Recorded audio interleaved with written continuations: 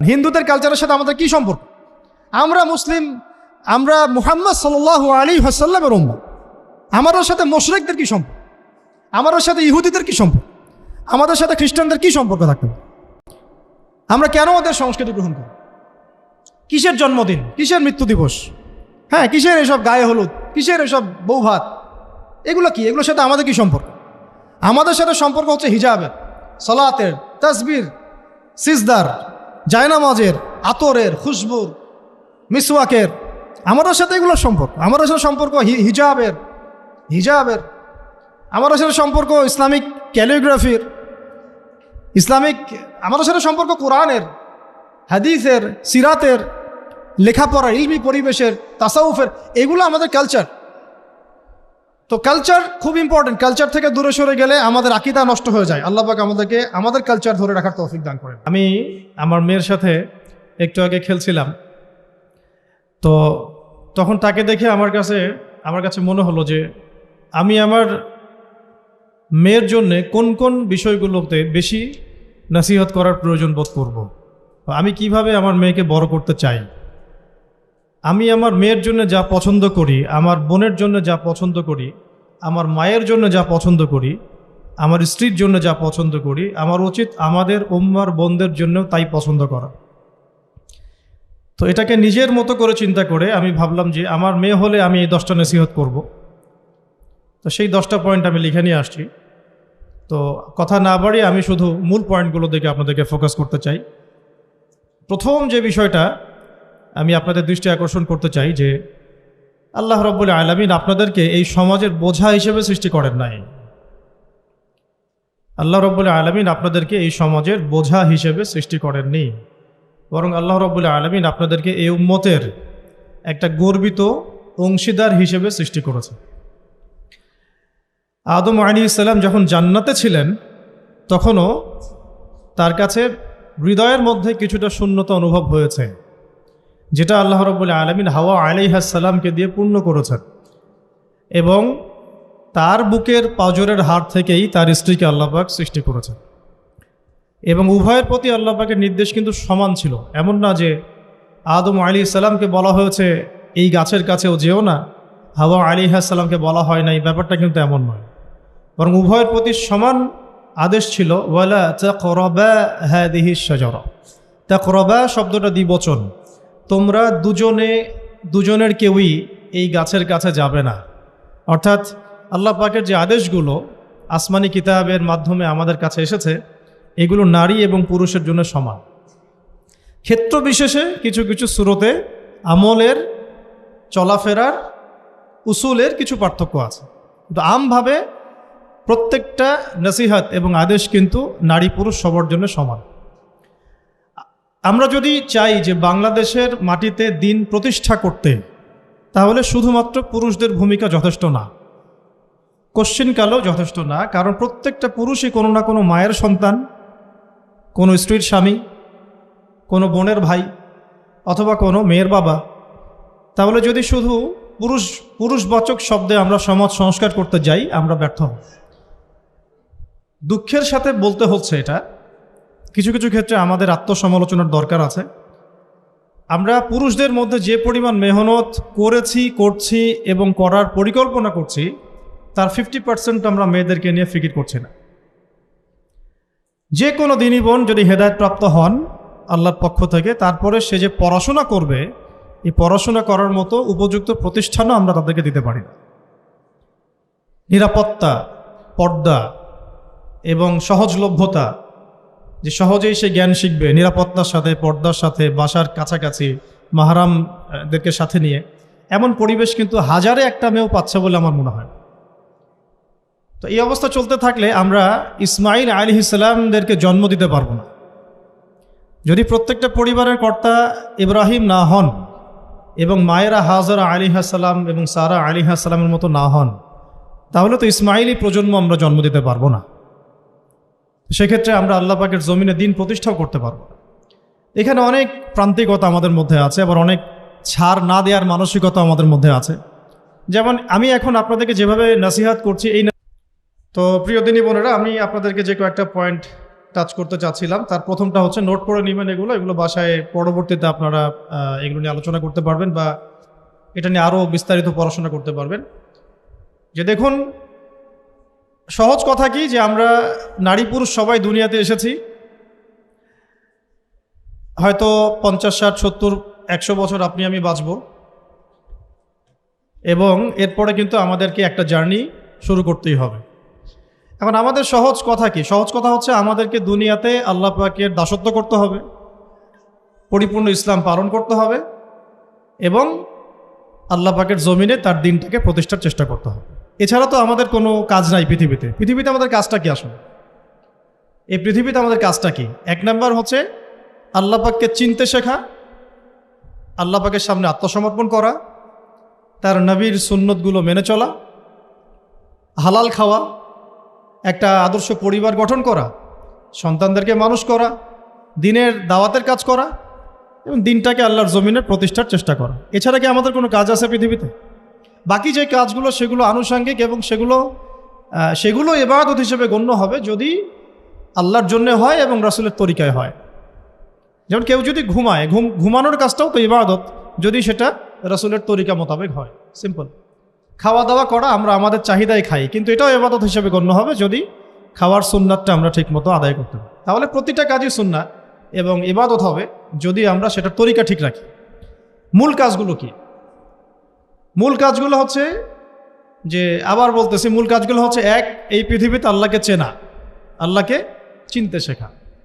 2, আল্লাহ রাব্বুল আলামিনের সামনে শর্তহীন আত্মসমর্পণ, শর্ত সাপেক্ষে না, একদম নিঃশর্ত আত্মসমর্পণ। 3, আল্লাহ পাকের সমস্ত হুকুম আহকামগুলো মেনে চলা।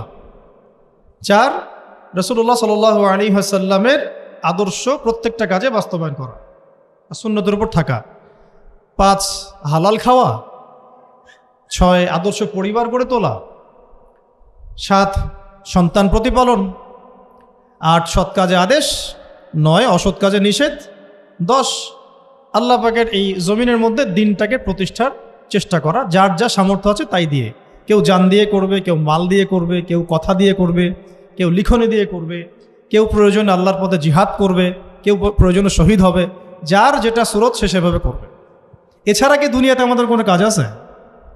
এই কাজগুলোর মধ্যে, এই কাজগুলোকে যদি আমরা বাস্তবায়ন করতে পারি তাহলে দুনিয়াতেও সফল হব ইনশাআল্লাহ, পরকালেও জান্নাতে যাব ইনশাআল্লাহ।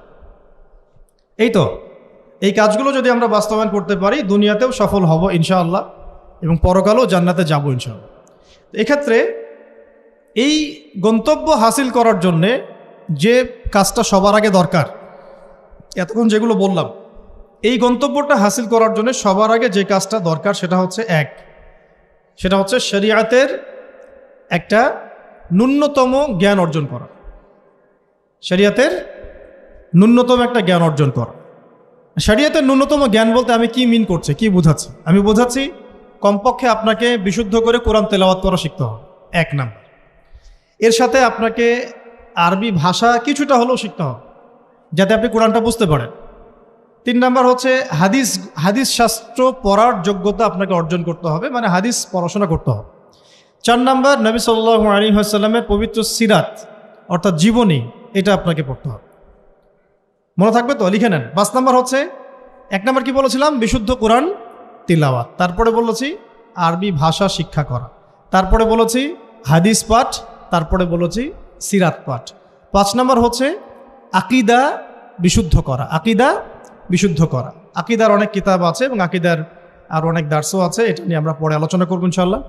6 নাম্বার হচ্ছে আপনার ইসলামের ইতিহাস পড়াশোনা করতে হবে, ইসলামের ইতিহাসটা পড়াশোনা করতে হবে। 7 নাম্বার হচ্ছে ইসলামিক অর্থনীতি পড়াশোনা করতে হবে, ইসলামী অর্থনীতির জ্ঞান রাখতে হবে। 8 নাম্বার ইসলামিক পারিবারিক জীবন ব্যবস্থার জ্ঞান অর্জন করতে হবে, ইসলামিক পারিবারিক জীবন ব্যবস্থার জ্ঞান অর্জন করতে হবে। 9 নাম্বার সন্তান প্রতিপালন কিভাবে করতে হয়, ইসলামিক প্যারেন্টিংয়ের জ্ঞান অর্জন করতে হবে। 10 নাম্বার হচ্ছে যে ফিকহের জ্ঞান অর্জন করা। ফিকহ মানে হচ্ছে তুলনামূলক যে মাসলা মাসাইলগুলো না জানলে আমরা আমল করতে পারবো না, এই মাসলা মাসাইলগুলো জেনে নেওয়া, যেটাকে আমরা বলি যে ফরজে আইনের জ্ঞান, ফরজে আইনের জ্ঞান। তাহলে এখানেও 10টা পয়েন্ট বের হয়ে আসলো, তাই না? তাহলে আমার সাথে একটু রিপিট করেন। প্রথমে বলেছি ইলম অর্জনের ক্ষেত্রে আপনাকে কোরআনের আগে কোরআন দিয়ে শুরু করতে হবে। মানে কোরআন যিনি তেলাওয়াত করতে পারেন না তিনি হতভাগা। মুসলিম পরিবারে জন্মগ্রহণ করেও যিনি কোরআন তেলাওয়াত করতে পারেন না, আমি মনে করি না এই পৃথিবীতে তার চেয়ে হতভাগা কেউ আছে, আমি মনে করি না। মানে কোরআনের সাথেই সম্পর্ক নাই, মানে আল্লাহর কিতাবই সে তেলাওয়াত করতে পারে না, তো সে এই পৃথিবীর সম্পদ নয় বরং বোঝা। আল্লাহ পাক আমাদের সবাইকে আল্লাহর কিতাব শেখার তৌফিক দান করে। এক নাম্বার, এখান থেকে শুরু হবে পড়াশোনা। আগেই একটা আদনান ভাইয়ের বই নিয়ে নিলাম, আগে একটা অমুক স্কলারের বই নিয়ে নিলাম, আগে একটা তমুক স্কলারের বই নিয়ে নিলাম, এভাবে পড়াশোনা শুরু করতে হয় না। পড়াশোনা শুরুটাই হবে আপনার কোরআন থেকে। সব বন্ধ, আগে কোরআন তেলাওয়াত থেকে শুরু করতে, তারপরে আপনি আরবি ভাষায় আসবেন, হাদিস পড়বেন, সিরাত পড়বেন, ইতিহাস পড়বেন, অর্থনীতি পড়বেন, আস্তে আস্তে পড়বেন। এভাবে ফিকহের জ্ঞান, আকীদার জ্ঞান, সন্তান প্রতিপালন, ইসলামিক এই জীবন ব্যবস্থা বা পারিবারিক জীবন ব্যবস্থার জ্ঞানগুলো অর্জন করা। তো ইনশাআল্লাহ আমরা এই জ্ঞানগুলো অর্জনের চেষ্টা করবো তো ইনশাআল্লাহ। এখন কঠিন প্রশ্ন হচ্ছে, এখন আমি তো বললাম একটা তাত্ত্বিক কথা বললাম, এখন আপনিও জানেন আমিও জানি, এইটা আপনি এখন কিভাবে করবেন, সম্ভব কিনা আপনার পক্ষে? কারণ এখানে অনেকেই, বেশিরভাগই হয়তো বা জেনারেল ব্যাকগ্রাউন্ডের মানুষ, যারা অনার্সে পড়েছেন, মাস্টার্স পড়েছেন বা এখন ফ্যামিলি লাইফে আছেন, কেউ কখনোই মাদ্রাসার দুয়ারেও যেতে পারেন না। তাহলে এখন যদি আপনি এগুলো শুরু করতে চান, তাহলে আপনার সামনে অপশন কি আসলে? আপনি কি আবার শুরু থেকে মাদ্রাসায় ভর্তি হতে পারবেন? উত্তর হচ্ছে না। তাহলে সেকেন্ড অপশন হচ্ছে মাদ্রাসা ভিত্তিক যদি শর্ট কোর্স চালু করা হয়, সেই শর্ট কোর্সগুলো আপনাকে করতে হবে, এছাড়া তো কোনো অপশন নাই। 3 নম্বর আরও প্রশ্ন আসবে, এটা কি আপনি অফলাইনে সব জায়গায় মুভ করে করতে পারবেন? উত্তর হচ্ছে না। যদি আপনার অফলাইনে আপনার সামনে কোনো সুযোগ থাকে তাহলে তো ভালো, যে আপনার বাসার পাশে একটা মাদ্রাসা আছে বা আপনার এলাকাতে একটা সুন্দর মাদ্রাসা আছে, এটা থাকলে তো আলহামদুলিল্লাহ এবং ভালো, আমরা চাই সেটাই হোক। কিন্তু সবার ক্ষেত্রে এটা পসিবল হয়ে ওঠে না। এই কারণে অনলাইনের কোর্সগুলোর দিকেও একটু ফোকাস করতে পারেন, যাতে ঘরে বসে পর্দার সাথে আপনি কোর্সগুলো করতে পারেন। 4 নম্বর পয়েন্ট হচ্ছে, এই কোর্সগুলো করলেই আবার সব শেখা যায় না। কারণ অনলাইনের কোর্সগুলো তো আপেক্ষিক, এগুলো সব সামনাসামনি বসে তো পড়ানো হয় না, এই কারণে ইফেক্টটা আসে না।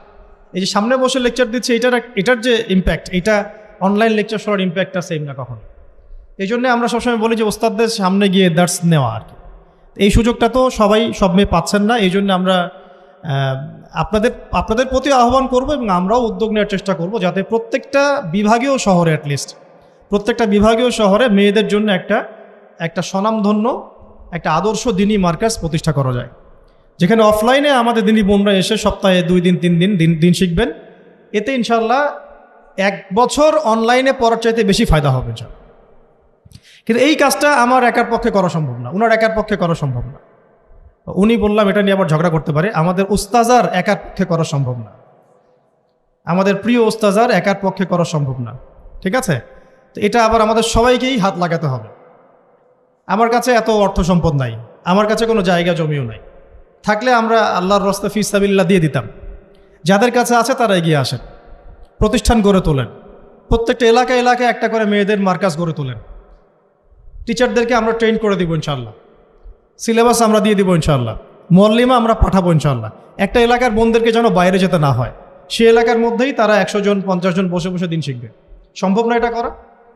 অনেক আগেই সম্ভব ছিল এবং জরুরিও ছিল, কিন্তু আমরা অন্যদিকে বেশি ফোকাস করছি। মেয়েদেরকে সত্যি এখানে আমরা অবহেলার মধ্যেই রেখেছি। এখন আমার মেয়ে হয়েছে বলে আমি খুব কনসিয়াস যে আমি এখন মেয়ে নিয়ে কী করবো, আমার মেয়েকে আমি কিভাবে বড় করব।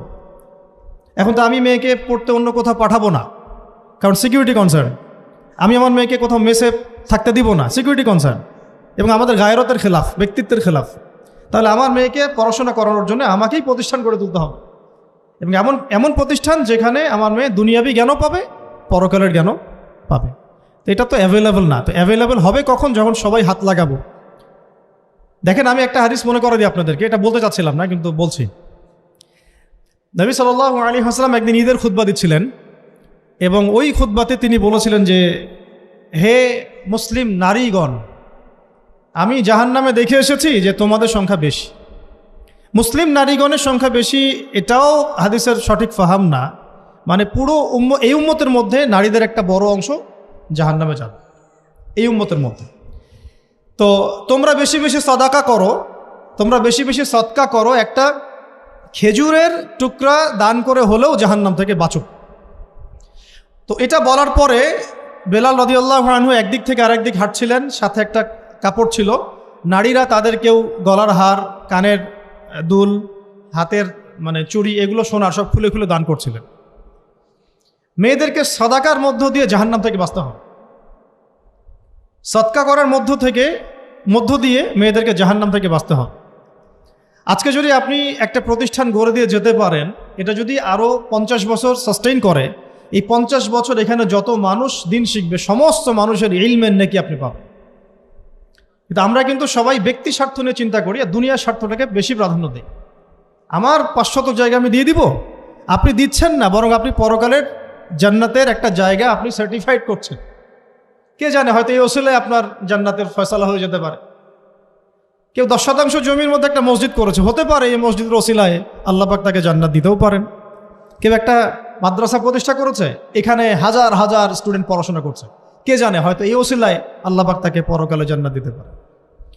তো সাদাকা, এগিয়ে আসা এবং শিক্ষা খাতে নিজেদের জানমাল অর্থ সম্পদকে ব্যয় করা আমাদের একার পক্ষে এখন আর এগুলো সম্ভব না। হ্যাঁ, যদি আমার কাছে রাষ্ট্রীয় কোনো ক্ষমতা থাকতো বা শিক্ষা বিভাগের কোনো ক্ষমতা থাকতো, তাহলে প্রত্যেকটা মসজিদ ভিত্তিক আমরা মেয়েদের আলাদা শিক্ষার ব্যবস্থা করতাম। মসজিদ ভিত্তিক, প্রতিষ্ঠানের প্রয়োজনই নাই, মসজিদের মধ্যে একটা আলাদা কর্নার করে ফেলা যায় মেয়েদের জন্য স্বতন্ত্র, এখানে কোনো পুরুষের এন্ট্রেন্সই থাকবে না। মেয়ে শিক্ষিকা, মেয়ে ভলান্টিয়ার সবই মেয়ে, এবং ওস্তাদদেরকে দিয়ে এখানে ফরজে আইন থেকে শুরু করে তাদেরকে একদম মৌলানা পর্যন্ত পড়ানো সম্ভব। উদ্যোগ নেওয়া হয় নাই বিগত 30 বছর 40 বছর। তো ইলম অর্জনের পথে আবার এরকম প্রতিবন্ধকতা আসবে, সেগুলোকে ফেস করার বা সেগুলো সলভ করার জন্য আমাদেরকে কিন্তু ফিকির করতে হবে। আর এই ফিকিরটা একজন দুজন মানুষের কাঁধে চাপিয়ে দিয়ে আপনি কিন্তু দায়মুক্ত হতে পারবেন না। যেমন আজকে সেমিনার এখানে করেছি, আপনারা চাইলে কিন্তু এই ধরনের সেমিনার আপনাদের এলাকাতেও করতে পারেন, সেখানে গেস্ট হিসেবে তাদেরকে ডাকতে পারেন। দাওয়াতের মেহনত শুরু হয়ে গেল। যদি বসে থাকেন যে প্রত্যেক 2 মাস পর পর ওস্তাদারা আয়োজন করবেন এবং আমরা যাব, তো এটা তো তখন এককেন্দ্রিক কাজ হয়ে গেল, তার রেজাল্টটা কিন্তু মানে সামান্য রেজাল্ট পাবেন আপনি। আর যদি সবাই হাত লাগান, রেজাল্টটা বেশি হবে। তা আমি আপনাদেরকে উদ্বুদ্ধ করতে চাই যে দিনের পথে আপনারা দাওয়াতের মেহনতে নেমে আসেন, এমনকি দিন প্রতিষ্ঠার সংগ্রামে আমাদের পাশে দাঁড়ান। কিন্তু এর আগে যোগ্যতা অর্জন করেন, যোগ্যতাটা ইলমি যোগ্যতা। আল্লাহ পাক আপনাদেরকে বোঝার তৌফিক দান করেন। এটা 1 নম্বর। এবং ইলমের পথে প্রতিবন্ধকতার কথাগুলো বললাম, এগুলোকে ফেস করার এবং এগুলোকে যেন রিকভার করতে পারি আমরা, সেই তৌফিক আল্লাহ আমাদের জন্য সবাইকে দান করেন। তো একটা মানে খুশির সংবাদই বলবো আপনাদেরকে দিতে চাচ্ছি, যে আমরা এই মিরপুর উত্তরার এই এলাকাটার মধ্যে আমরা চেষ্টা করছি যে অফলাইনে এরকম 2-1টা দিনই মার্কাজ প্রতিষ্ঠা করার। আপাতত ভাড়াতেই, এবং ইনশাআল্লাহ অল্প সময়ের মধ্যে আমরা ঢাকা শহরে, ইনশাআল্লাহ ঢাকা শহরে হোক অথবা ঢাকা শহরের একটু সাইডেই হোক, আমরা নিজস্ব জায়গা কিনে প্রতিষ্ঠান করে দেখাবো ইনশাআল্লাহ। এবং আমাদের পরিকল্পনা হচ্ছে একদম ফ্রম দ্য ভেরি বিগিনিং, এই নুরানি থেকে শুরু করে, প্লে গ্রুপ থেকে শুরু করে আস্তে আস্তে গ্র্যাজুয়ালি দাওরা হাদিস এবং মাস্টার্স পর্যন্ত নিয়ে যাওয়া, দুইটাই যেন থাকে। এবং আমার পরিকল্পনা হচ্ছে মাস্টার্সের পরে আমাদের ছেলেমেয়েরা যেন বড় বড় ফ্যাকাল্টিগুলোতে পড়াশোনা করতে পারে, ওই রাস্তাগুলো খুলে দেয়। তো এই কাজগুলো আমার একার পক্ষে আসলে সম্ভব না। আপনারা যদি এগিয়ে আসেন সবাই, দিনী ভাইরা, দিনী বোনরা, এবং আমাদের বিত্তশালী যারা আছেন, যাদেরকে আল্লাহ পাক সৎ হৃদয় দিয়েছেন এবং দান সদকা করার মতো মানসিকতা দিয়েছেন, ইনশাআল্লাহ আসেন একসাথে হাত লাগে কিছু করি, আল্লাহ পাক করার তৌফিক দান করেন। আর এই দেশের এই সময়টা, দেশের চলমান এই সময়টা আমাদের জন্য দিনের কাজ করার একটা উর্বর সময়। এখন যদি আমরা এই বিষয়গুলো গুছিয়ে নিতে পারি, 10 বছর পরে ভালো ফলাফল পাবেন। আমার মেয়ের বয়স আজকে থেকে 10 বছর পরে হবে 11 বছর। তো 11 বছর বয়সে আমি আয়েশাকে কোথায় দেখতে চাই, মারিয়ামকে কোথায় দেখতে চাই, ঠিক আছে, আমি আমার মেয়ে খাদিজাকে কোথায় দেখতে চাই, এটা আমাকে এখন থেকে ফিকির করতে হবে। রেডিমেড কিছুই পাবেন না, এই যুগ রেডিমেড আপনাকে কিছু দিবেই না। যদি মনে করেন একটা স্কুল প্রতিষ্ঠান চাচ্ছে রেডিমেড, যেখানে বাচ্চাকে ঢুকাবো ওকে আলেমা বানিয়ে বের করে দিবে, এমন কোনো প্রতিষ্ঠান আপনি পাবেন না। রেডিমেড কিছু হয় না, নিজের অনেক কন্ট্রিবিউশন লাগে এখানে। শুধু প্রতিষ্ঠান, শুধু কিতাব কখনোই একজন ব্যক্তির ভবিষ্যৎ গড়তে পারবে না। শুধু প্রতিষ্ঠান, শুধু কিতাব পারবে না। তো অনেক গভীরে চলে যাচ্ছি, মূল কথাটা আশা করি বোঝাতে পেরেছি। ইলম যেমন অর্জনও করতে হবে, ইলম মানুষের কাছে সহজলভ্য করার প্ল্যাটফর্মও তৈরি করতে হবে। আল্লাহ পাক আপনাদের সবাইকে এগিয়ে আসার তৌফিক দান করেন। আমি আসেন শুরু করি, আমরা শুরু করি ইনশাআল্লাহ। আল্লাহ পাকের কাছে তারাই বেশি মাকবুল, তারা বেশি সম্মানিত যারা প্রথমে শুরু করে। যদি আমরা এরকম 5টা প্রতিষ্ঠান করে ফেলি ঢাকায়, তখন দেখবেন দিনী বোনের অভাব নাই। অনেক হাজার হাজার বোন আসতেন সেমিনারে, কিন্তু তারা আসছেন কখন? যখন এটা রেডি হয়ে গেছে তখন। আর আপনারা এসেছেন কখন? যখন কিছুই ছিল না তখন। তো এটা লা ইয়াজতামিআন, এটা কখনো সমান হবে না। তো আল্লাহ পাক আমাদেরকে অগ্রজ হওয়ার তৌফিক দান করে নেন। তো ইলমের সাথে 2 নম্বর যে পয়েন্টটা নোট আউট করবেন সেটা হচ্ছে বেশি বেশি আমল করা। আমলবিহীন ইলমের কোনো মূল্য নাই। আমলবিহীন ইলমের কোনো মূল্য নাই। এখন আমল করাটা কি খুব কঠিন? আমি আপনাদেরকে আমার ওস্তাদের একটা কথা বলি। আমার ওস্তাদ আমাদেরকে শিখিয়েছেন, বলেছেন যে আমল প্রতিদিন করা, অল্প হলেও প্রতিদিন করা। প্রতিদিন আপনি 10 পারা পড়তে পারবেন না হয়তো, ঠিক আছে 2 পৃষ্ঠা পড়েন। প্রতিদিন আপনি হয়তো 20টা হাদিস পড়তে পারবেন না, 2টা হাদিস পড়েন। প্রতিদিন হয়তো আমরা তাহাজ্জুদ, চাশত, আওয়াবিন, ফরজ, সুন্নাহ সব একসাথে হয় না, তাই না? তো ঠিক আছে, আপনি 8 রাকাত করে পড়তে পারছেন না, 2 করে না হয় পড়েন। 2 রাকাত তাহাজ্জুদ পড়েন, তাহাজ্জুদের হক আদায় হয়ে গেল। সকালে 2 রাকাত নামাজ পড়ে নেন, চাশতের হক আদায় হয়ে গেল। এইভাবেই মানে কথা হচ্ছে যে আমল করা, নিয়মিত করা, যদিও সেটা অল্প হয়, এটা কিন্তু কঠিন কিছু না। আল্লাহ পাক যার জন্য সহজ করে দেন তার জন্য সহজ। অজু করে ওয়াশরুমে গিয়েছেন, অজু করে ফেলেন, অজু দিয়ে 2 রাকাত নামাজ পড়ে ফেলেন। চলতে ফিরতে, আপনারা তো ঘরের কাজে বেশি ব্যস্ত থাকেন, চলতে ফিরতেই সুবহানাল্লাহ, আলহামদুলিল্লাহ, লা ইলাহা ইল্লাল্লাহ, আল্লাহু আকবার পড়তে থাকেন, আস্তাগফিরুল্লাহ ওয়া আতুবু ইলাইহি পড়তে থাকেন, দরুদ শরীফ পড়তে থাকেন। এমন না যে ঘটা করে সবসময় আমলে বসতে হবে, এটা জরুরি না। প্রতিটা কাজের সাথে আমল আছে। তো সবচেয়ে ইম্পর্টেন্ট আমলগুলো হচ্ছে নামাজ, ফরজ নামাজটুকু, এর সাথে আমি বলবো কোরআন তেলাওয়াত, তাহাজ্জুদ, এর সাথে বলবো যে আদব রক্ষা করা, আখলাক ঠিক রাখা। আদব রক্ষা করা, আখলাক ঠিক রাখা। একজন মহিলার এক্সাম্পল দিব, বেসিক্যালি এটা 2 জন মহিলার এক্সাম্পল, তো আমি একজনের কথা বলছি। একজন সাহাবী এসে নবী সাল্লাল্লাহু আলাইহি ওয়াসাল্লামকে বলেছিলেন যে আমাদের বাসার পাশে একজন মহিলা আছে, প্রচুর ইবাদত করে, কোনো নামাজ মিস নাই, কোনো নফল রোজা মিস নাই, খুবই পরেজগার, খুবই মুত্তাকি, খুবই খুবই উঁচু লেভেলের মুত্তাকি একজন মহিলা বলে মনে হয় আমাদের কাছে। কিন্তু তিনি তার প্রতিবেশীর সাথে ঝগড়া করেন। তিনি তার প্রতিবেশীর সাথে ঝগড়া করেন এবং বাজে ল্যাঙ্গুয়েজ ইউজ করেন। নবী সাল্লাল্লাহু আলাইহি ওয়াসাল্লাম বলেছেন যে তিনি জাহান্নামী। নাউযুবিল্লাহ। আরেকজন মহিলা সম্পর্কে বক্তব্য এসেছিল, আরেকজন সাহাবী বলেছেন যে আমাদের বাসার পাশে একজন মহিলা আছে, তেমন কোনো নামাজ, খুব বেশি ইবাদত করেন না, কিন্তু তার আখলাক, চরিত্র খুব নরম, কোমল। নবী সাল্লাল্লাহু আলাইহি ওয়াসাল্লাম বলেছেন তিনি জান্নাতি। তাহলে আমরা এই হাদিসটা থেকে বুঝতে পারছি যে আমলের মূলনীতিটা আসলে কি। আমল মানে এই না যে একেবারে সবসময় আমাকে নামাজ, রোজা, হজ জায়গাতেই ফোকাস করতে হবে। আমার আদাব ও মুআশারাটাও অনেক বড় ব্যাপার, চলাফেরা, ওঠা বসা, আমাদের ডিলিংসগুলো। তো এখানে আমি একটু বলবো আপনাদেরকে, কারণ এই যুগটা তো অনলাইনের যুগ, মিডিয়া দ্বারা প্রভাবিত হওয়ার যুগ। বিভিন্ন সিরিয়ালস আমাদের মাথায় এখনও বসে আছে, দেখেছি জীবনে আমরা অনেক সময় কেউ না কেউ। তো এইগুলো আমার মাথায় কিন্তু ইম্প্যাক্ট ফেলে, এগুলো আমাদের মাথায় ইম্প্যাক্ট ফেলেছে। সমাজ ব্যবস্থা আমাদের মাথায় ইম্প্যাক্ট ফেলেছে, যে পরিবেশে আমরা পড়াশোনা করেছি ওই পরিবেশটা আমার উপর ইম্প্যাক্ট ফেলেছে। সব মিলে আমাদের মাথাটা এখন পুরো দূষিত, আমাদের মাথাটা কিন্তু পুরাই দূষিত, কলবটা আরও দূষিত। এইখানে যে বিষয়গুলো ফোকাস করা দরকার, যে পিতা মাতার সাথে একদম কোমল হয়ে যান, ছেড়ে দেন, নিজের অধিকারে না আসলেও ছেড়ে দেন, পিতা মাতার সাথে কোমল হয়ে যান। পিতা এবং মাতা আপনার জান্নাত জাহান্নামের মাধ্যম। যদি স্বামী থেকে থাকে, স্বামীর প্রতি নরম হয়ে যান, তাকে ছাড় দেওয়া শিখেন। সবচেয়ে বড় কথা, তাকে মহব্বত করা তো অবশ্যই জরুরি, মহব্বতের চাইতেও বেশি জরুরি স্বামীকে বিশ্বাস করা এবং তাকে সম্মান করা। এমন কোনো কথা এবং কাজ না করা যেটা স্বামীর গায়রত বা ব্যক্তিত্ব আঘাত করে। আমি পয়েন্টটা হয়তো বুঝাতে সক্ষম হয়েছি। ভালোবাসা অনেক গুরুত্বপূর্ণ বিষয়, ঠিক আছে, কিন্তু ভালোবাসা শুধুমাত্র একমাত্র গুরুত্বপূর্ণ বিষয় নয়। আরও গুরুত্বপূর্ণ বিষয় হচ্ছে বিশ্বাস, সম্মান এবং আনুগত্য। বিশ্বাস, সম্মান এবং আনুগত্য। এখন বলতে পারেন যে আমার স্বামী আমাকে অন্যায় কাজে আদেশ করলে কি আমি আনুগত্য করব? কখনোই না। যখন স্বামী আপনাকে কোরআন সুন্নাহর দিকে আপনাকে ধাবিত করবেন, তখন আপনি তার আনুগত্য করতে বাধ্য, এবং এটা আপনার জান্নাতে যাওয়ার মাধ্যম বটে। এই হাদিসটা খুব ভালো করে মনে রাখতে হবে যে এই পৃথিবীতে কেউই আল্লাহ পাকের পরে সিজদা পাওয়ার যোগ্য না। এমনকি নবীদেরকেও আল্লাহ পাক সিজদা করতে বলেন নাই, কিন্তু সেই নবী আমাদেরকে কিন্তু বলেছিলেন যে যদি আল্লাহ পরে কাউকে আমি সিজদা করতে বলতাম তাহলে আমি স্বামীদেরকে সিজদা করতে বলতাম। এটাকে তসলিমা নাসরিন স্টাইলে বুঝলে হবে না। ওরা এটাকে এইভাবে নিবে যে ইসলাম মেয়েদেরকে দাসত্বের শৃঙ্খলা আবদ্ধ করতে চাচ্ছে, হ্যাঁ, আত্মস্বাধীনতা দিবে না ইত্যাদি। আমরা দেখব পরকালে আমি জান্নাতে যেতে পারছি কিনা। আল্লাহ পাকের হুকুমের চাইতে আমার কাছে কোনো যুক্তি বড় নয়। আল্লাহ পাকের হুকুমের চাইতে আমার কাছে কোনো যুক্তি, বিজ্ঞান, প্রযুক্তি এগুলো বড় মানদণ্ড নয়।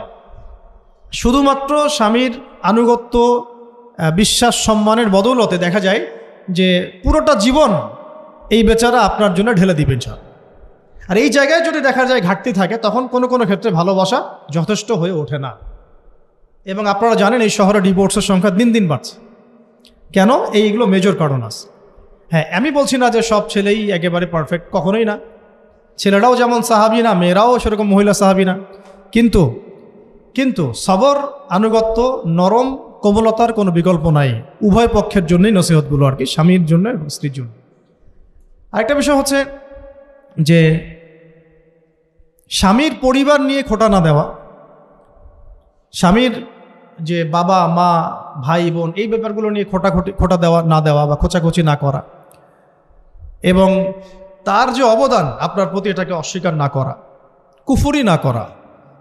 একটা হাদিসের মধ্যে নবী সাল্লাল্লাহু আলাইহি ওয়াসাল্লাম কিন্তু বলেছেন যে বেশিরভাগ নারীর জাহান্নামে যাওয়ার কারণ কি? সাহাবীরা জিজ্ঞাসা করেছিলেন। তিনি বলেছেন তারা কুফরি করে। কি কুফরি করে? তারা কি আল্লাহর সাথে কুফরি করে? নবীজি বলেছেন না, বরং তারা সারা জীবন স্বামীর যে দিয়ে যাওয়া যে স্যাক্রিফাইস বা অধিকার, এটাকে হঠাৎ করে অস্বীকার করে বসে, হঠাৎ কোনো একদিন অস্বীকার করে বসে। এটার কারণে দেখা যায় আল্লাহ পাক নারাজ হয়ে যান। আল্লাহ রাব্বুল আলামিন তো একজন ব্যভিচারী নারীকেও জান্নাত দিয়েছেন মাত্র কুকুরকে পানি পান করানোর কারণে। আবার একজন নারীকে বিড়াল বেঁধে রেখে কষ্ট দেওয়ার কারণে জাহান্নামে দিয়েছে। তো জবান এমনই একটা কঠিন জিনিস, যেটাকে নিয়ন্ত্রণে না রাখলে আমাদের জন্য ক্ষতি হবে। আল্লাহ পাক আমাকে আপনাদের সবাইকে জবান হেফাজতে রাখার তৌফিক দান করে দেন। আর কিছু বিষয় হচ্ছে, কিছু শাসন সমাজে থাকে, মানে পরিবারের মধ্যে থাকে। এই শাসনগুলো কখনোই মেয়েদেরকে বিপথে নিয়ে যাওয়ার জন্য নয়, বরং যে আপনাকে মহব্বত করবে সেই আপনাকে শাসন করবে। যে আপনাকে মহব্বত করে সেই কিন্তু আপনাকে শাসন করবে। যার আপনার ব্যাপারে কোনো কেয়ার নাই সে কিন্তু আপনাকে শাসন করতে আসবে না। আপনি কোথায় যান তার তো কোনো যায় আসবে না। আর যে আপনাকে চাইবে, জোর করে টেনে নিয়ে আসতে চাইবে জান্নাতের পথে, সে কিন্তু আপনার উপর মাঝে মাঝে শাসন করতে পারে। ওই অধিকারটুকু দিতে হবে। আর আমাদের মেয়েদেরকে ওই মেজাজেও তৈরি করতে হবে। তো পারিবারিক বিষয়গুলোর ক্ষেত্রে আসছিলাম, এটা একটু পরে আবার আসছি ইনশাআল্লাহ, যে ইলমের সাথে আমলটা খুব জরুরি। এবং আমলের ক্ষেত্রে শুধু নামাজ, রোজা, হজ, যাকাত এটাকে আমি মিন করছি না। মিন করছি যে আমার বাবার সাথে সম্পর্ক, মায়ের সাথে সম্পর্ক, আত্মীয়দের হক আদায় করছি কিনা, প্রতিবেশীর সাথে রিলেশন ঠিক আছে কিনা, এবং স্পেশালি পরিবারের স্বামীর সাথে আমার এই বিষয়গুলো ঠিক আছে কিনা। তো এগুলো যদি ঠিক থাকে, অল্প আমল যথেষ্ট হয়ে যাবে ইনশাআল্লাহ। আল্লাহ পাক আমাদেরকে ইলম অনুযায়ী আমল করার তৌফিক দান করেন, আমিন। 3 নম্বর আমি পয়েন্ট নোট আউট করছিলাম মেয়েদের জন্যে, যে আমি আমার মেয়েকে নসিহত করতাম যে বেশি বেশি দান সদকা করতে, বেশি বেশি দান সদকা করতে। মেয়েদের জন্য স্পেশালি সাদাকাটা বেশি করা উচিত। ছেলেরা তো সাদাকা করে, কম বেশি কিন্তু করে, যেহেতু তারা বাইরে থাকে। তো আপনারা সাদাকা করার জন্যে যদি স্বামীর অর্থ আপনাদের কাছে নেন, এটা দোষের কিছু না। কোনো চেয়ে নেওয়া, বলে নেওয়া, তাদের কাছ থেকে অর্থ নিয়ে সাদাকার একটা অংশ রাখা। দেখেন, আবু বকর রাদিয়াল্লাহু আনহুর নাম তো সবাই শুনেছেন। তিনি যখন খলিফা হয়েছিলেন তখন তার স্ত্রী কিছু কিছু করে সম্পদ জমিয়ে রাখতেন, খাবার জমিয়ে রাখতেন। পরে একদিন ভালো একটা খাবার রান্না করে খাইয়েছেন ওই জমিয়ে রাখা খাবার থেকে। এখান থেকে একটা বিষয় বুঝতে পারলাম, সম্পদ সেভ করা শিখতে হয়। একদম আমার ইনকাম আছে বলেই যে একদম পুরো 1 লাখ টাকা ঢেলে দিতে হবে মাসে, জরুরি না। 10,000 টাকা করে সেভ করার চেষ্টা করেন, হয়তো এই 10,000 টাকা একটা পরিবারের ভরণ পোষণের জন্য যথেষ্ট হয়ে যাবে। ওই সেভ করা টাকাটা যদি আমি কালকে দান করে দিই আল্লাহর রাস্তায় বা অন্য কোনো মানুষকে, তার 1 মাসের খরচ হয়ে যাবে, বিশাল একটা উপকার হবে। আমরা কিন্তু কিছু টাকা পাইলেই কসমেটিক্স, নতুন জুয়েলারি, ঠিক আছে, নতুন কি আসলো বাজারে, নতুন কসমেটিক্স আর কি, তো এইগুলোর দিকে বেশি ফোকাস করি। তো এখান থেকে টাকা একটু জমিয়ে আমরা যদি আল্লাহর পথে ব্যয় করার চিন্তা করি, পরিবারে বরকত আসবে। এই জন্য সম্পদকে মূল্যায়ন করা, রিজিক আল্লাহ পাক দিয়েছেন বলেই সব যে ঢেলে দিতে হবে, এটা ভালো না, কাজটা ঠিক না। আল্লাহ পাক আজকে আপনাকে হয়তো 1 কোটি টাকা দিয়েছেন, কালকে আল্লাহ না করুক 1000 টাকার জন্য মানুষের কাছে হাত পাততে বাধ্য করতে পারেন আল্লাহ পাক। এমনও কিন্তু দিন আসতে পারে, দিন সবার সবসময় সমান থাকে না। আজকে আপনার কাছে 1 কোটি টাকা আছে, কিছু মনে হচ্ছে না। কালকে কে জানে, আল্লাহ না করুক, যে 1000 টাকা কারো কাছে চাইতে হচ্ছে, 1000 টাকার জন্য ঠেকে গেছে, হতে পারে না? তো রিজিককে মানুষ তাজিম না করলে রিজিক দূরে চলে যায়। দুটো বিষয় খেয়াল রাখবেন, দুটো বিষয়। এক হচ্ছে মাঝে মাঝে মনের মধ্যে কিছু আমল করার ইচ্ছা আসে না? মনে হলো যে আচ্ছা একটু 10টা আয়াত পড়ি, মনে আসে না? মাঝে মাঝে এমন মনে হয় না? ওই সময় এই যে মনের মধ্যে যে এই ইরাদাটা জাগ্রত হওয়া, এটাকে আমরা বলি ওয়ারিদ। অন্য ভাষায় আপনি বলতে পারেন মেহমান। কি বলতে পারেন? এটা আল্লাহর পক্ষ থেকে আপনার কলবের মধ্যে মেহমান হিসেবে এসেছে। এখন আপনি যদি আমলটা করেন, সেই মেহমান বারবার আপনার কলবে আসবে। যদি আপনি ওই সময় আমলটা না করেন, মেহমান চলে যাবে। মেহমান অসম্মানিত হলে পরে আর আসবে না। একইভাবে রিজিক আল্লাহ পাক দিয়েছেন, এর তাজিম যদি করতে পারেন রিজিক বেশি আসবে। রিজিকের তাজিম সম্মান করতে না পারলে রিজিক আসবে না, বেশি কমে যাবে। উসমান রাদিয়াল্লাহু আনহু সবচেয়ে ধনী ছিলেন না? কেন জানেন? কেন? এটা কি জানেন কেন ধনী ছিলেন? একে তো তিনি প্রচুর দান সদকা করতেন, এটা তো আপনারা জানেনই। আরেকটা জিনিস অনেকে জানে না, তিনি উটের পিঠে বসেছিলেন, কিছু একটা খাচ্ছিলেন, এই 2-1টা দানা পড়ে গেছে নিচে। উটের পিঠ থেকে নেমেছেন, নেমে সেই দানা উঠিয়েছেন, পরিষ্কার করেছেন, ধুয়েছেন, আবার খেয়েছেন। তার এই 2-4টা দানার কোনো কিন্তু মানে পরোয়া না করলেও চলে। তার প্রচুর অর্থ সম্পদ আছে, এত অর্থ সম্পদ যে তাবুক যুদ্ধের দিন 30,000 সেনাবাহিনীর দায়িত্ব নিয়েছেন। 30,000 সেনাবাহিনীর দায়িত্ব নিয়েছেন। সেনাবাহিনী যাবে, থাকবে, খাবে, তাঁবু টাঙাবে, সব দায়িত্ব তার। 30,000 সেনাবাহিনীর দায়িত্ব নেওয়া কি চারটাখানি কথা? তো এই সাহাবী এই কয়েকটা খাবারের দানা উঠিয়ে খেলেন। নবী সাল্লাল্লাহু আলাইহি ওয়াসাল্লাম বলেছিলেন যে তোমাকে আল্লাহ পাক রিজিক বাড়িয়ে দিবেন না কেন? তুমি রিজিকের যে তাজিম, যে সম্মান তুমি করো, এর বদৌলতে আল্লাহ পাক তোমাকে বেহিসাব রিজিক দিবেন। দুইটা বিষয় খেয়াল রাখবো। আমলের মেহমান হৃদয়ের মধ্যে আসলে তাকে ফিরায় না দেওয়া, তাহলে সেই মেহমান কিন্তু আর আসবে না। মেহমানকে মূল্যায়ন করলে মেহমান বারবার আসবেন ইনশাআল্লাহ। আর রিজিকের তাজিম না করলে রিজিক কিন্তু আপনার ঘরে বেশি বেশি আসবে না। এমনি তো হারামের যুগ, এমনি সুদের যুগ, এমনি ঘুষের যুগ। অলমোস্ট এভরি ফ্যামিলি সুদখোর এখন, অলমোস্ট এভরি ফ্যামিলি।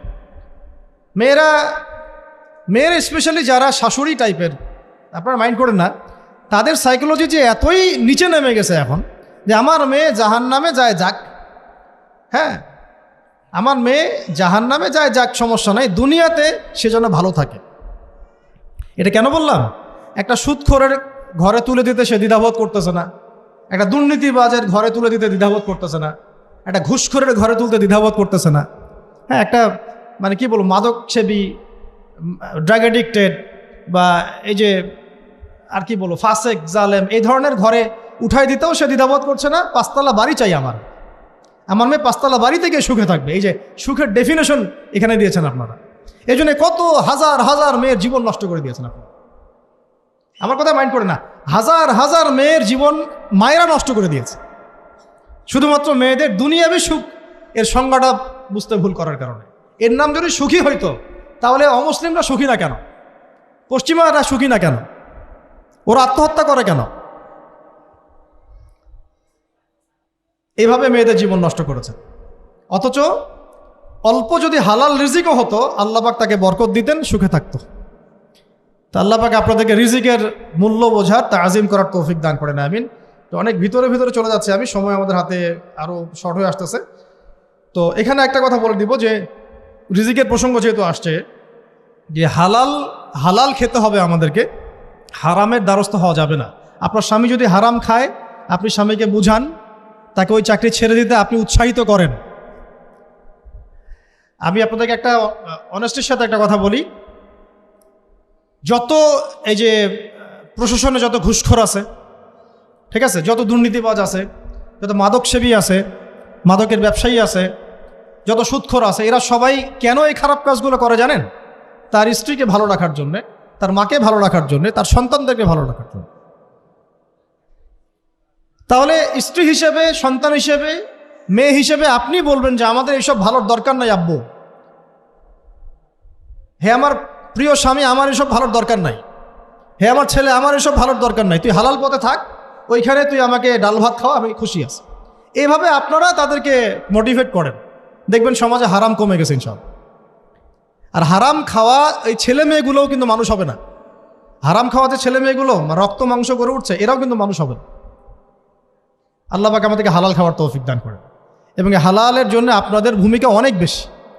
আমরা উত্তরবঙ্গ সহ দেশের বিভিন্ন জায়গায় সফর করে যেটা দেখেছি, যত সুদী এনজিও আছে না, এনজিওগুলোর মধ্যে মহিলাদের নামই বেশি। জানেন, মহিলাদের নাম বেশি সুদী এনজিওতে।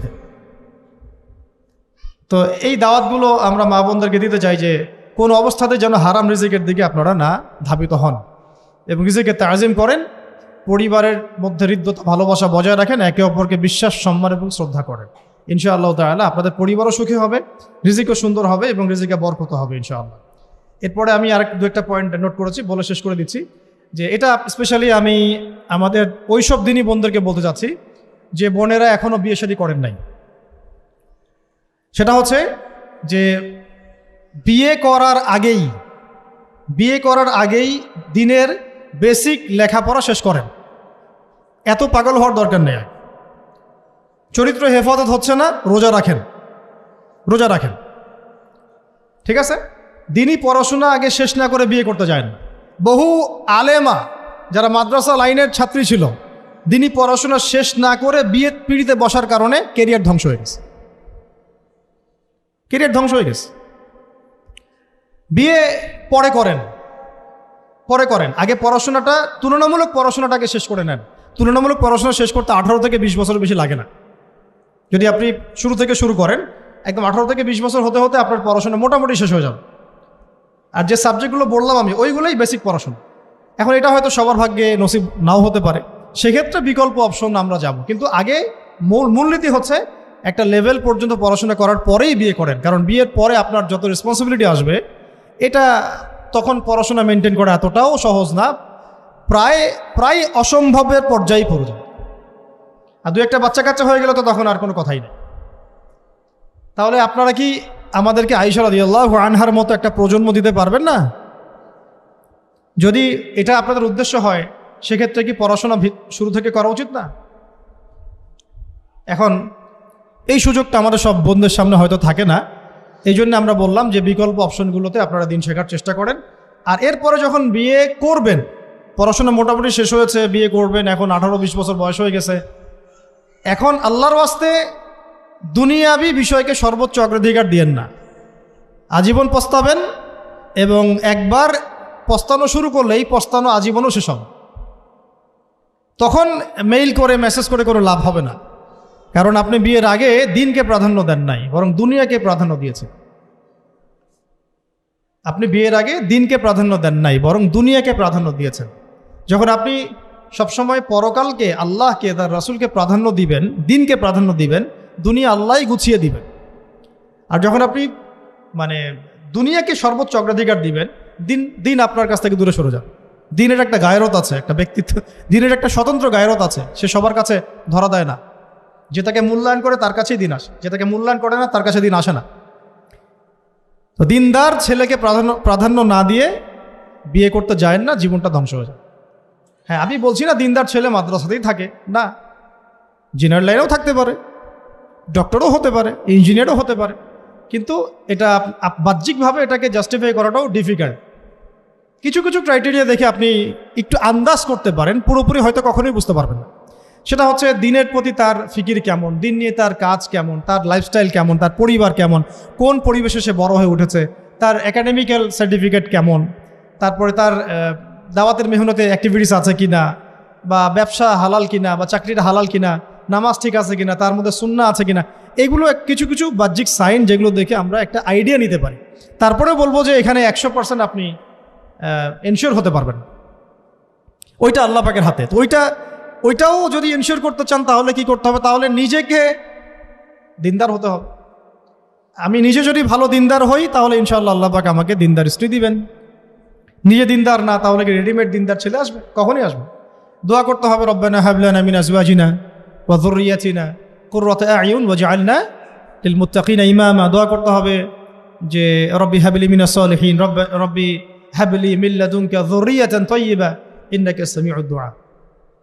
এই বিষয়গুলো দেখে খেয়াল রাখবেন। আর শরীয়তের মেজাজ মাথায় রাখা। শরীয়তের মেজাজের কথাটা আজকে এই জন্য বলছি যে আমরা আমাদের দেশে যে প্রবলেমটা দেখি, ইসলামের পূর্ণাঙ্গ বিষয়গুলো মানুষ মাথায় রাখতে চায় না। ইসলামে যেমন নামাজ, রোজা, হজ, জাকাত আছে, ইসলামে কিন্তু দাওয়াত, তাবলিগ, জিহাদও আছে, তাই না? ইসলামে কিন্তু শরিয়া আইনও আছে, হুদুদ, কেসাস আছে, ইত্যাদি আছে। আমাদের সমাজে দেখেন নামাজ শব্দ পরিচিত, কিন্তু কেসাস শব্দ পরিচিত না। কেসাস মানে কয়জন জানেন যে কেসাস শব্দ অর্থ কি? অনেকেই জানে না। কিন্তু কেসাস একটা কোরআনের একটা ফান্ডামেন্টাল বিধান, যে কেউ যদি আপনার চুরি করে হাত কেটে ফেলতে হয়, কেউ যদি ব্যভিচার করে বেত্রাঘাত করতে হয়, বিবাহিত হলে রজম করতে হয়, কেউ যদি মুরতাদ হয় তারও মৃত্যুদণ্ড শাস্তি আছে, কেউ শাতেমে রাসূলকে গালি দিয়েছে তারও মৃত্যুদণ্ড আছে। এরকম অনেক বিধান আছে, হুদুদ এবং কিসাস আছে। হত্যার বদলে হত্যা, চোখের বদলে চোখ, জানের বদলে জান। আমাদের সমাজে এগুলো পরিচিত না। নামাজ পরিচিত কিন্তু, তাসবিহ তাহলিল পরিচিত, ঠিক আছে? এরকমই সমাজেও বহু বিবাহ এটা অপরিচিত। হ্যাঁ, আপনি একটা বিয়ে করে বাইরে 4টা 5টা 6টা মেয়ের সাথে খারাপ সম্পর্ক করলে সমাজ এটাকে প্রমোট করে, এটাকে কাছে আসার গল্প নাম দেয় আর কি। কিন্তু একটা মেয়ের পুরো জীবনের রেসপন্সিবিলিটি আপনি নেবেন হালালভাবে, তখন সমাজ আপনাকে বাঁকা চোখে দেখবে, বিতর্কিত করবে। তো আমরা এখনও ওই ইসলামের ওই মেজাজে যাইতে পারি নাই। আমার মেয়েকে বড় করার সময় এটা তার মাথায় ছোট থেকে দেওয়া উচিত যে হ্যাঁ, ইসলামে কিন্তু বহু বিবাহের ব্যাপারও আছে, ওকে ওইভাবেই ওই মেজাজেই বড় করা উচিত। এখানে আরেকটা প্রশ্ন আসতে পারে যে এটা তো ঐচ্ছিক। অবশ্যই ঐচ্ছিক, কেউ চাইলে করতে পারে, কেউ চাইলে নাও করতে পারে, সবার উপর এটা ফরজ না, কখনোই না। এবং এটাকে আমরা বড় স্কেলে এটাই সুন্নত এটাও বলতে পারবো না। ওইটা একটা নির্দিষ্ট প্রেক্ষাপটে অ্যাপ্লাই করার বিষয় ছিল। যেমন উহুদের যুদ্ধ হয়ে গেছে, অনেক মেয়ে এতিম হয়ে গেছে, এখন এই মেয়েগুলোর দায়িত্ব কে নিবে? বহু বিবাহের ব্যাপারটাতে আসলো তখন সূরা নিসার আয়াত যে তোমরা এখন পছন্দ হলে মাসনা সুলাসা রুবা করতে পারো। এটা কাউকে ফরজ করা হয় নাই, কারো উপরে ফরজ করা হয় নাই। যার সামর্থ্য আছে তোমরা করতে পারো, খালাস। ওই মেয়েগুলোর দায়িত্ব নিয়ে নেওয়া হলো রাষ্ট্রীয়ভাবে, এবং তারা সম্ভ্রম পেল, সম্মান পেল, গার্ডিয়ানশিপ পেল, তাদের সমস্ত অধিকার ফিরে পেল। এটা ইসলামের একটা বিধান আছে। একেবারে এটাকে বাদ দিয়ে এটাকে অস্বীকার করা, কুফরি করলে কিন্তু কোরআনের সাথে আপনার কুফরি হয়ে যাবে। আপনার নিজস্ব রুচিবোধ থাকতে পারে যে আমি এটাকে পছন্দ করি না, সেটা আপনার ডিসিশন, এটা কোনো সমস্যার কিছু নাই। এমনকি ইসলাম আপনাদেরকে বলেছে যে মেয়ের অনুমতি ছাড়া তাকে বিয়েও দেওয়া যাবে না। সবার নিজস্ব জায়গা থাকতে পারে, কিন্তু ইসলামের প্রত্যেকটা বিধানকে মাথায় রাখা যে এটা ইসলামের একটা অংশ। না হলে আমরা অনেক সামাজিক সমস্যার সমাধান দিতে পারবো না। বাংলাদেশে এখন 6 লক্ষ মেয়ে আছে যারা এতিম, অবিবাহিতা, বিধবা, আরও বেশি। আমরা রাষ্ট্রীয়ভাবে তাদের কোনো ব্যবস্থা করতে পারবো না, সম্ভব না। তো এইখানে মেয়েদেরকে, যেহেতু মেয়েদের মধ্যে আমি কথাগুলো বলছি, এই জন্য আমি এই কথাটা টাচ করলাম যে ইসলামের পূর্ণাঙ্গ বিষয়গুলো আমাদের মাথার মধ্যে রাখা, যে আমাদের যেন এমন কোনো বিষয়কে অস্বীকার করে না বসি যেটা আবার আমাকে ইমান থেকে বের করে দিবে। আমার নিজের আমল না হতে পারে, আমি নিজে সেটা পছন্দ না করতে পারি, বা আমার মতামত থাকতে পারে, সেটা আলাদা ইস্যুস। কিন্তু ইসলামের বিধানগুলোকে আমরা কোনোভাবে যেন ডিনাই করতে না যাই, এটা আমাদের মাথায় রাখতে হবে। আর এটা সমাজের কল্যাণের জন্যই আল্লাহ রাব্বুল আলামিনের পক্ষ থেকে একটা এখতিয়ার দেওয়া হয়েছে। আর 2টা বিষয় বলে শেষ করে দিচ্ছি, সেটা হচ্ছে ওই যে ইলমের কথা বলেছিলাম শুরুতে, এর সাথে আমি আমার ব্যক্তিগত জীবন থেকে বলছি, আর 3টা জিনিস ইলমের সাথে খুব বেশি কানেক্টেড, এটা মাথায় রাখবেন। একটা হচ্ছে আদব। একটা কি? আদব। আদব রক্ষা করতে না পারলে ইলম অর্জন করতে পারবেন না। তাই আদব রক্ষা করার জন্য আমাদেরকে ওই জেনারেল লাইনে পড়াশোনার মেজাজটা ত্যাগ করে আসতে হবে। আমরা ওইখানে যে মেজাজে পড়াশোনা করি, ওই মেজাজটা আমাদেরকে একটু কর্পোরেট হতে শেখায়। মানে আমি বেতন দিয়েছি 500 টাকা, আমি 500 টাকার ক্লাস পাইলাম না কেন, তাই না? মেজাজটা এরকম আর কি। অথচ এখানে ওস্তাদের দোয়া নেওয়ার জন্য আমাদেরকে সিরিয়ালে দাঁড়িয়ে থাকতে হবে। এটা হচ্ছে এই প্ল্যাটফর্ম, এটা হচ্ছে ওই অন্য জায়গা। এখানে একজন নবী হয়েও মুসা আলাইহিস সালাম যুগের পর যুগ হাঁটছেন এমন একজন ব্যক্তির সাক্ষাতের জন্য যিনি তার চেয়ে বেশি জ্ঞানী। তার নাম খিদর আলাইহিস সালাম, যিনি তাকে সাথে নিতে চাচ্ছেন না। তিনি বলছেন যে ইন্নাকা লান তাস্তাতিআ মাইয়া সাবরা, তুমি তো আমার সাথে ধৈর্য ধরতে পারবে না। কিন্তু মুসা আলাইহিস সালাম তারপরও চললেন, বারবার প্রশ্ন করলেন, কিন্তু শেষ পর্যন্ত সম্পর্ক কিন্তু নচ্ছেদ হয়ে গেল। মনে আছে কি? হাদিস সূরা কাহাফের কথা বলছে। তো এটা হচ্ছে এই ইলমের জায়গাটা এমন একটা ইলমের জায়গা যেখানে আদব রক্ষা না করলে ইলম পাওয়া যাবে না। আরেকটা বিষয় হচ্ছে তাসকিয়া, ইলম অর্জন করে ওস্তাদের কাছ থেকে দোয়া নেওয়া এবং আত্মশুদ্ধি অর্জন করা। মনের মধ্যে কোনো হিংসা না রাখা। আমাদের সবার এখন মনের মধ্যে যে হিংসা দিয়ে ভর্তি, হিংসাগুলোকে ছেড়ে দেন, মন বড় করে ফেলেন, আল্লাহর জন্য ছেড়ে দেন, হিংসা ত্যাগ করেন, গীবত করা বন্ধ করে দেন, অপবাদ দেয়া তো একেবারেই নিষেধ, পরশ্রী কাতরতা ছেড়ে দেন, মনটাকে একদম খালেস করে রাখেন। একজন সাহাবী সম্পর্কে নবীজি বলছেন, এই যে এখন যে সাহাবী ঢুকবে মসজিদে ও জান্নাতি। সবাই আগ্রহ নিয়ে বসে আছে, কে এসে? ঢুকলেন জান্নাতি, পরের দিনও সেম কথা, এখন যে ঢুকবে সে জান্নাতি। সেম সাহাবি ঢুকলেন, পরের দিনও সেম কথা, এখন যে ঢুকবে সে জান্নাতি। সেম সাহাবি ঢুকলেন। এবার একজন সাহাবি কৌশল করে তার বাসায় গেলেন, দেখি তো কি আমল করে সে। তো দেখলেন তো রাত্রেবেলা তাহাজ্জুদে উঠতেছে না, এশার নামাজ পড়ে ঘুমাই গেছে, ফজরের নামাজে উঠল। 3 দিন থাকলেন, 3 দিন সেম সেম। তখন তিনি বললেন, আচ্ছা ভাই, তোমার ব্যাপারে নবীজি এরকম মন্তব্য করেছেন, তোমাকে তো এমন কোনো খাস আমল করতে দেখলাম না।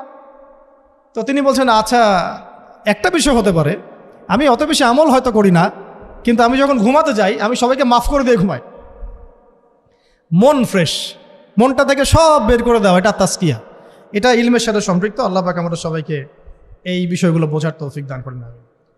আর এরপর আমি বলবো যে সন্তান প্রতিপালনে যত্নশীল হন, কারণ এরপরে তো আমাদের অ্যাসেট তারাই। এবং মেয়েদেরকে আমি বলবো যে আপনারা বেশি বেশি সন্তান নেবেন। কে শিখাইছে একটা বাচ্চা নিতে হবে, 2টা বাচ্চা নিতে হবে? এগুলো বোগাস কথাবার্তা পশ্চিমারা শিখাইছে। আর নবী সাল্লাল্লাহু আলাইহি ওয়াসাল্লাম কি বলেছেন? আমি সেই নারীদেরকে নিয়ে গর্ব করব যেই নারীরা বেশি বেশি সন্তান জন্ম দিতে পারে। আমি আমার উম্মতের সংখ্যা নিয়ে গর্ব করব।